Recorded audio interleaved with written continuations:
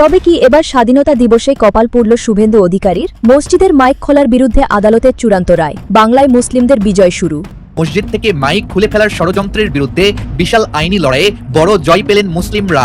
BJP নেতা শুভেন্দু অধিকারী এবং নরেন্দ্র মোদীর হিন্দুত্ববাদী রাজনীতিকে বৃদ্ধাঙ্গুলি দেখিয়ে ভারতের আদালতেই চ্যালেঞ্জের মুখে পড়ল একপক্ষীয় পদক্ষেপ। নেতাজি আমাদের জ্ঞান জ্ঞান স্বপ্ন, বাঙালির গর্ব, তাকে কেউ অপমান করলে মন করে দাঁড়িয়ে দাঁড়িয়ে আমরা তাদের চামড়া ছিলে দেবো। এরা ব্রিটিশদের দালাল, তাই আমাদের রাষ্ট্রনায়ক ন্যাশনাল হিরোকে এরা অপমান করছে। এরা এদের পরিণতি ভোগ করবে এবং এই কারণে খুব তাড়াতাড়ি এই বিজেপিকে বিজেপির কর্মীদের ওপর এই সেটা ভাঙা কেলানি প্রয়োগ করেছে বিজেপির কর্মীরা। দিকে দিকে কান্নার রোল উঠছে, আওয়াজ উঠছে, রক্ষা করো শ্রমিক ভট্টাচার্য, বিচার দাও শুভেন্দু অধিকারী। দেশের রাজনৈতিক ইতিহাসে কি সবচেয়ে সফল বিরোধী দলনেতার তালিকাভুক্ত হতে চলেছেন রাহুল গান্ধী? নাইডু আর নীতিশ যা পারেননি, রাহুল গান্ধী কি সেটাই করে দেখালেন। দেশের রাজনীতিতে এই মুহূর্তে আমরা এমন এক রাজনৈতিক পরিবর্তনের ছবি দেখতে পাচ্ছি যা কয়েক মাস আগেও হয়তো অনেকের কল্পনার বাইরে ছিল। প্রিয় দর্শক, নতুন একটি নিউজে আপনাদের সবাইকে স্বাগত। প্রিয় দর্শক, শুভেন্দু অধিকারী আদালতের রায় অবমাননা করার কারণে কিন্তু তিনি ফেঁসে যাচ্ছেন। প্রিয় দর্শক, শুভেন্দু অধিকারী যে কাজগুলো করছে, প্রিয় দর্শক, এই কাজগুলো আদালতে কিন্তু করতে বলা হয়নি বা আদালত থেকে কোনো রায় বা নোটিশ দেওয়া হয়নি। প্রিয় দর্শক, ইতিমধ্যে আপনারা কিন্তু জানেন যে ভারতের পশ্চিমবঙ্গে সকল মুসলমানদের মসজিদ থেকে মাইক নামিয়ে ফেলা হচ্ছে। কিন্তু প্রিয় দর্শক, এই কাজটি কিন্তু আদালত করতে শুভেন্দু অধিকারীকে বারবার নিষেধ করেছিল। তার সত্ত্বেও কিন্তু প্রিয় দর্শক, শুভেন্দু অধিকারী তার পুলিশ প্রশাসন দিয়ে এই কাজটি করিয়েছে। প্রিয় দর্শক, এই কাজটি করার পরে কিন্তু শুভেন্দু অধিকারী এখন আদালতে ফেঁসে যাচ্ছে। প্রিয় দর্শক, কিভাবে তিনি ফেঁসে যাচ্ছে, এমনকি প্রিয় দর্শক আদালত থেকে কি রায় ঘোষণা করলো, তা আজকের নিউজটি সম্পূর্ণ দেখলে জানতে বা বুঝতে পারবেন। প্রিয় দর্শক, এরই সাথে সাথে ভিডিওর শুরুতে যে আরো ভিডিওর অংশবিশেষগুলো দেখে শুরু করেছিলাম, সেই ভিডিওর বিস্তারিত আলোচনা দেখে আসি। তবে তার আগে বলি, যারা এখন চ্যানেলটি সাবস্ক্রাইব করেননি তারা সাবস্ক্রাইব করে পাশে থাকা বেল আইকনটি বাজিয়ে দিবেন। আর যারা ইতিমধ্যে চ্যানেলটি সাবস্ক্রাইব করে রেখেছেন তাদেরকে অসংখ্য ধন্যবাদ। তো চলুন দর্শক, আমরা একটা লাইক দিয়ে ধারাবাহিকভাবে ভিডিওর সকল বিস্তারিত আলোচনা দেখে আসি। ভারতে মোদী প্রশাসন ও বিজেপির চরম মুসলিম বিরোধী রাজনীতির মুখে এক ঐতিহাসিক প্রত্যাঘাত ঘটেছে। পশ্চিমবঙ্গে মসজিদ থেকে মাইক খুলে ফেলার ষড়যন্ত্রের বিরুদ্ধে বিশাল আইনি লড়াইয়ে বড় জয় পেলেন মুসলিমরা। বিজেপি নেতা শুভেন্দু অধিকারী এবং নরেন্দ্র মোদীর হিন্দুত্ববাদী রাজনীতিকে বৃদ্ধাঙ্গুলি দেখিয়ে ভারতের আদালতেই চ্যালেঞ্জের মুখে পড়ল একপক্ষীয় পদক্ষেপ। ধর্মীয় অধিকার কেড়ে নেওয়ার যে অপচেষ্টা চালিয়েছিল শুভেন্দু প্রশাসন, তা আজ সম্পূর্ণ ব্যর্থতার মুখে। পশ্চিমবঙ্গের মসজিদগুলো থেকে কোনো লিখিত আদেশ ছাড়াই বেআইনিভাবে মাইক সরাতে পুলিশি তৎপরতার অভিযোগ উঠেছিল। শুভেন্দু অধিকারী ও বিজেপি গোষ্ঠী যেখানে দীর্ঘদিন ধরে ধর্মীয় অধিকার খর্ব করার রাজনীতির ফায়দা লুটতে চেয়েছিল, সেখানে তাদের স্বপ্ন ধূলিসাৎ করে আদালতের দরজায় পৌঁছান মুসলিম সমাজের অধিকার রক্ষাকারী আইনজীবীরা। আইনজীবী দানিশ ফারুকি জনস্বার্থ মামলা দায়ের করে প্রমাণ করে দিয়েছেন যে অন্যায়ের বিরুদ্ধে গর্জে ওঠার সাহস মুসলিমরা এখনো রাখে। কলকাতা হাইকোর্টের বিচারপতি তপব্রত চক্রবর্তী ও বিচারপতি অতনু ব্যানার্জির ডিভিশন বেঞ্চে এই মামলার শুনানি শুরু হতেই থমকে যায় রাজ্য প্রশাসন ও বিরোধী শিবিরের ষড়যন্ত্রের ছক। আদালত রাজ্য সরকারের কাছে সরাসরি জানতে চেয়েছেন মসজিদ থেকে মাইক সরানোর এই আইনি ভিত্তি কোথায়। পুলিশের কথিত মৌখিক নির্দেশকে চ্যালেঞ্জ করার মাধ্যমে ভারতে মুসলিমদের আইনি ও সামাজিক অধিকারের এক নতুন অধ্যায়ের সূচনা হলো। মামলাকারীর পক্ষে জ্যেষ্ঠ আইনজীবী কল্যাণ ব্যানার্জি অত্যন্ত সাহসিকতার সাথে আদালতে সত্য তুলে ধরে বলেন, নির্ধারিত শব্দসীমা মেনেই প্রতিটি ধর্মীয় উপাসনালয়ের মতো মসজিদেও মাইক ব্যবহার করার পূর্ণ আইনি অধিকার রয়েছে।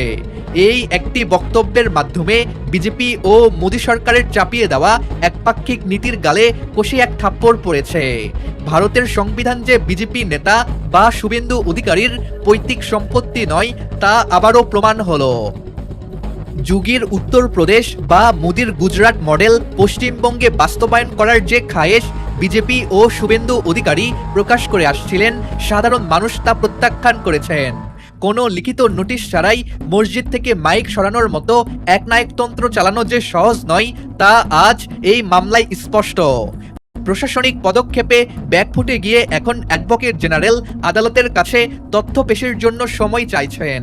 ভারতে বছরের পর বছর ধরে ধর্মীয় বিভাজনের রাজনীতি করে ভোটে জেতার যে সহজ ফর্মুলা বিজেপি ও নরেন্দ্র মোদী তৈরি করেছিলেন, ভারতের মুসলিমরা আজ আইনি ও গণতান্ত্রিক পদ্ধতিতে তার জবাব দিচ্ছে। এই মামলা কেবল মাইক সংক্রান্ত কোনো আইনি লড়াই নয়, বরং এটি হলো মোদী ও শুভেন্দু অধিকারীদের বিভাজনকামী নীতির বিরুদ্ধে এক শক্তিশালী প্রতিরোধ।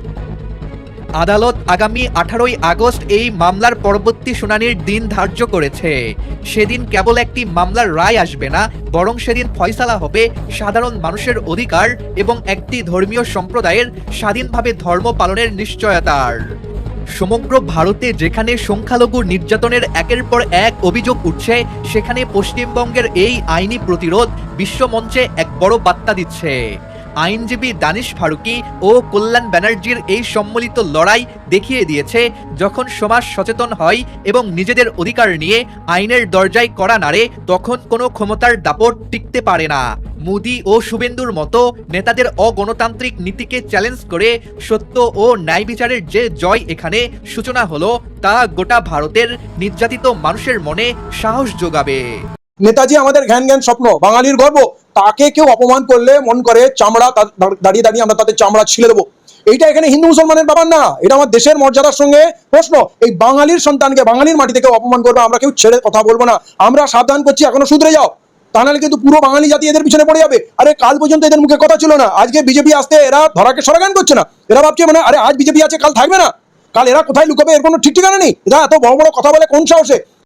আমি তো বলছি বাঙালির শরীরে যতক্ষণ রক্ত আছে, নেতাজির সম্মানে কেউ আঘাত আনবে বাঙালি সহ্য করবে না। এরা যদি অবিলম্বে ক্ষমা না চায়, এটা শুধু ফরওয়ার্ড ব্লকের ব্যাপার না, এটা কোনো রাজনৈতিক ব্যাপার না, এটা বাঙালির স্পন্দন, বাঙালির আত্মসম্মান বোধের সঙ্গে জড়িত। নেতাজির অপমান যারা করবে তাদেরকে আমরা ছেড়ে কথা বলবো না, এবং তারা কঠিন পরিণতি ভোগ করার জন্য প্রস্তুত হবে। বলছে এখন তো নেতাজির ছবি পায়ে মারাচ্ছে, এত সাহস। তো এইটা শুধু বিজেপি এসছে বলে হচ্ছে, কিন্তু বাঙালি তো এখন হাত কামড়াচ্ছে। কি ভুল করলাম, কাকে আনলাম? একটা শুধু সুযোগ দরকার। দিল্লি তো নরেন্দ্র মোদী অমিত শাহ ঘর থেকে বেরোতে ভয় পাচ্ছে, যখন তখন সরকার পড়ে যাবে। মানুষের মনে বিজেপির প্রতি ব্যাপক ঘৃণা, আর এরা যে অশিক্ষিত, এরা যে অশুভ আত্মা, এরা ব্রিটিশদের দালাল, তাই আমাদের রাষ্ট্রনায়ক ন্যাশনাল হিরোকে এরা অপমান করছে। এরা এদের পরিণতি ভোগ করবে, এবং এই কারণে খুব তাড়াতাড়ি এই বিজেপিকে বিদায় নিতে হবে। রক্ষা করো শুভেন্দু অধিকারী, বিচার দাও। শুনুন তার বক্তব্য। শুভেন্দু অধিকারী উত্তর দাও, কেন আমাকে মার খেতে হচ্ছে? একজন অনাহুত লোকের কাছে, জেলা প্রেসিডেন্টের ঘরে আমাকে কেন মার খেতে হচ্ছে? শুভেন্দু অধিকারী, আমাকে রক্ষা করো। এর আগে 12 নম্বর ওয়ার্ডের যে ক্যান্ডিডেট হয়েছিল, আপনারা জানেন নিশ্চয়ই, সে আমাদের কোনোদিনই বিজেপি করতো না। তাকে এনে 12 নম্বরে প্রার্থী করা হয়েছিল। 5 বছর পর ওর মনে হলো যে আবার বিজেপির প্রোগ্রামগুলো করতে হবে, সামনে তো পৌরসভা চলে এসেছে। আবার আজকে 12ই আগস্ট আমাদের তিরঙ্গা যাত্রা ছিল, সেই যাত্রায় ও অংশগ্রহণ করে, এবং মেয়েদের যে আলাদা লাইন, চলে এসো সবাই সামনে, মেয়েদের যে আলাদা লাইন, সেই আলাদা লাইনের ভেতরে প্রত্যেকটা মেয়ের সঙ্গে অসভ্যতা করে। প্রত্যেকটা মেয়ে আমাকে নালিশ করে, দিদি এই মেয়েটাকে, আমি তাদেরকে বলি যে ছেড়ে দাও, কিছু ইয়ে করবে না। এবার ও শ্যামাপ্রসাদের মূর্তির সামনে সব বড় বড় নেতাদের সঙ্গে নিয়ে ছবি তোলে, মানে হাইলাইট হওয়ার জন্য। এবার বেরিয়ে আসছে যখন, ও আমাকে ধাক্কা দিয়ে সরিয়ে দেয়। এবার ও আমাকে ধাক্কা দিল, আবার ওই জেলা প্রেসিডেন্ট এবং অন্যান্য নেতাদের কাছে আমার নামে নালিশ করছে যে তন্দ্রাপাল আমাকে ধাক্কা দিয়ে সরিয়ে দিল। আমার এত ব্যথা করছে এটা। হ্যাঁ, আমি তো লাইভের মাধ্যমেই আমি আমার যে অভিভাবক রাজ্যের, আমি যাকে পুলিশের অভিভাবক মনে করি, বাবার স্থানে বসিয়েছি, পিতার স্থানে সমিতাকে আমি লাইভের মাধ্যমে আমি সমিতাকে জানিয়েছি, আমি শুভেন্দুদাকে জানিয়েছি। আমার এক বোন আছে, অ্যাডভোকেট রিঙ্কি চ্যাটার্জি, সে আমার খুব প্রাণের বন্ধু, অ্যাডভোকেট, নাম করা অ্যাডভোকেট। সে আমাকে বলেছে দিদি তুমি তোমার সঙ্গে আমি আছি। শুনলেন? এবার ঘটনা যখন এখানে শেষ নয়, 2 হাত জোর করে শ্রমিক ভট্টাচার্য শুভেন্দু অধিকারীর কাছে নিজের অন্তরের ব্যথা বেদনার কথা জানাতে গিয়ে হাউ হাউ করে কেঁদে ফেলেছেন 37 বছর ধরে বিজেপি করা, তৃণমূল কংগ্রেসের বিরুদ্ধে লড়াই করা এক প্রবীণ বিজেপি কর্মী। কাঁদতে কাঁদতে তিনি কি বললেন সেটা দেখলে বা শুনলে আপনাদের চোখেও জল আসবে। কিন্তু তার আগে ওই যে বললাম তিরঙ্গা যাত্রা হচ্ছে, তিরঙ্গা যাত্রা দেখার জন্য রাস্তার দুপাশে মানুষ জড়ো হয়েছে। সেই মানুষরা যারা বিজেপিকে ভোট দিয়েছিল, বাংলায় পরিবর্তন ঘটিয়েছিল, পরিবর্তন ঘটানোর পরে তারা কি দেখলো? তারা দেখলো হকার উচ্ছেদ, তারা দেখলো লক্ষ্মীর ভান্ডার সবাইকে দেব বলার পরেও অন্নপূর্ণা ভান্ডার সবাই পেল না, দেখলো কিভাবে আশাহত হতে হয়। তারাই আবার দেখলো রাস্তায় তিরঙ্গা যাত্রা যখন হচ্ছে, তখন বিজেপির 2 গোষ্ঠীর তুমুল মারামারি, রক্তারক্তি কাণ্ড। দেখুন সেই দৃশ্য, আপনারাও বাদ যাবেন কেন? আপনারাও দেখুন।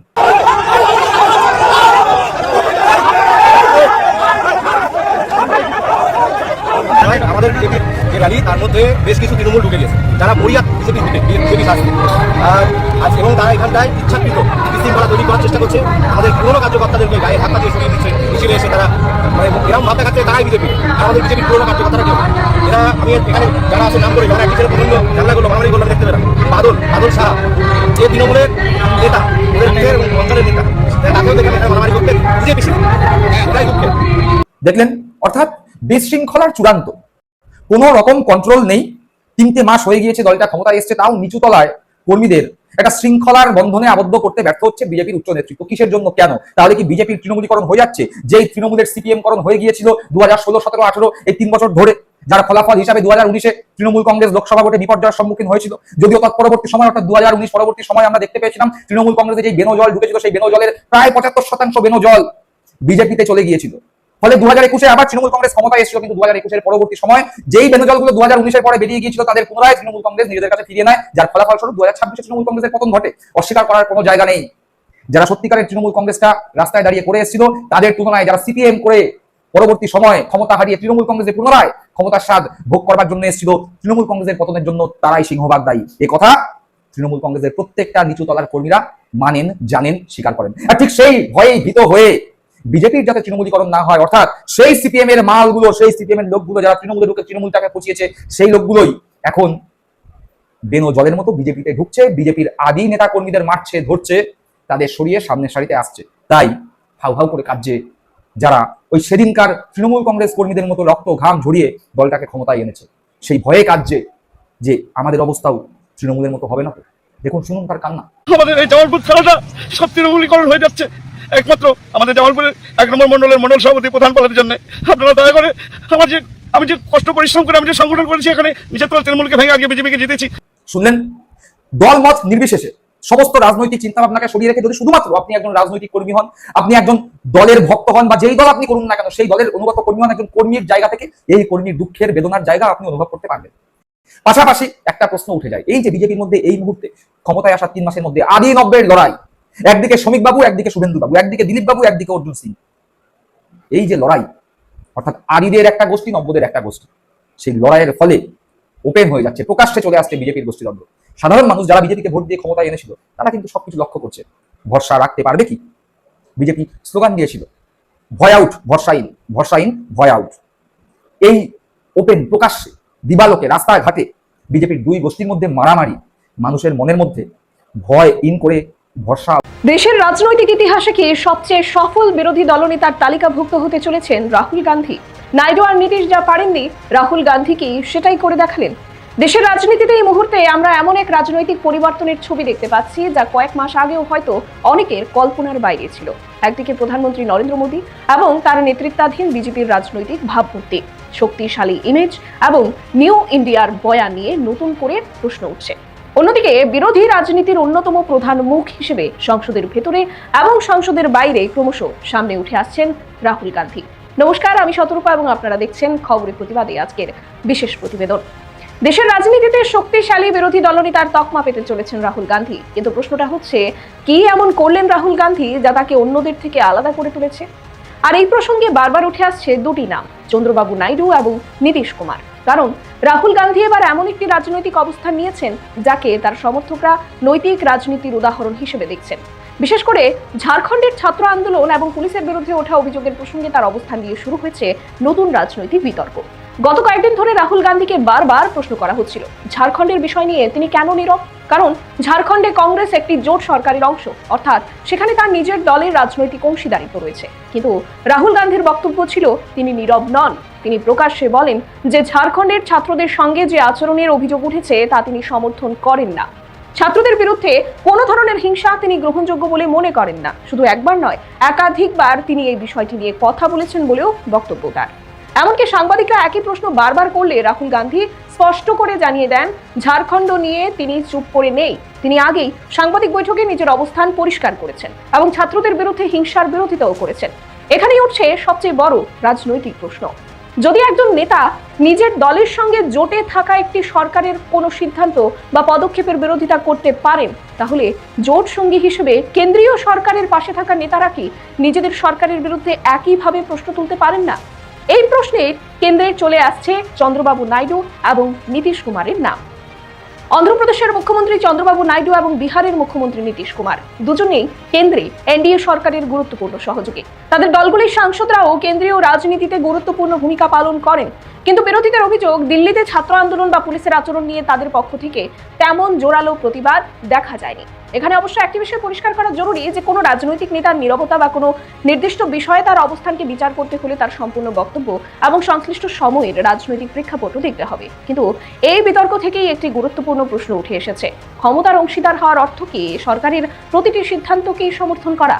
রাহুল গান্ধীর সমর্থকদের দাবি তিনি অন্তত এক্ষেত্রে অন্য একটি রাজনৈতিক দৃষ্টান্ত তৈরি করেছেন। কারণ ঝাড়খণ্ডে কংগ্রেস জোট সরকারের অংশ হওয়া সত্ত্বেও তিনি ছাত্রদের বিরুদ্ধে হিংসার অভিযোগ নিয়ে প্রশ্ন তুলেছেন। অর্থাৎ যেখানে নিজের দলের রাজনৈতিক স্বার্থ জড়িত সেখানেও তিনি প্রশ্নে আপত্তি জানাতে পিছপা হননি, এটাই তার সমর্থকদের প্রধান যুক্তি। আর এখান থেকে রাহুল গান্ধীর বিরোধী দলনেতা হিসেবে ভূমিকা নিয়ে নতুন আলোচনা শুরু হয়েছে। প্রশ্ন হচ্ছে, রাহুল গান্ধী কি দেশের ইতিহাসের অন্যতম সফল লোকসভার বিরোধী দলনেতা হয়ে উঠছেন? প্রিয় দর্শক, আমি আশা করছি ভিডিওটি সম্পূর্ণ মনোযোগ সহকারে দেখেছেন। সেই সাথে ভিডিও সম্পর্কিত কোনো তথ্য বা মতামত থাকলে কমেন্ট বক্সে জানিয়ে যাবেন। আজকের মতন এখানে শেষ করছি। ফিরে আসছে আগামী দিনে নতুন একটি টপিক নিয়ে। সে পর্যন্ত সবাই ভালো থাকবেন। আল্লাহ হাফেজ।